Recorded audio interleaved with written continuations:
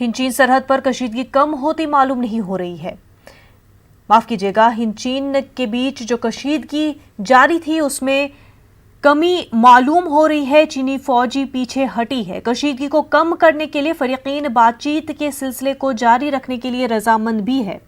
इन तमाम बातों के दरमियान हिंदुस्तान फौज चौकस है और सरहद पर सख्त निगाह रखी हुई है। बीती शब लड़ाका हेलीकॉप्टर अपाचे ने उड़ान भरी। फज़ाइये के तैयारे सरहद पर मुसलसल सरगर्म है और किसी भी सूरत हाल से निपटने के लिए तैयार है।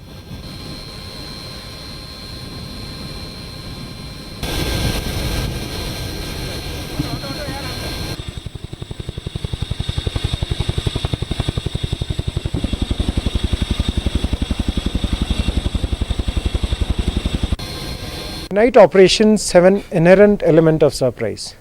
The Indian Air Force is fully trained and ready to undertake entire spectrum of operations in any environment with the help of modern platforms and motivated personnel.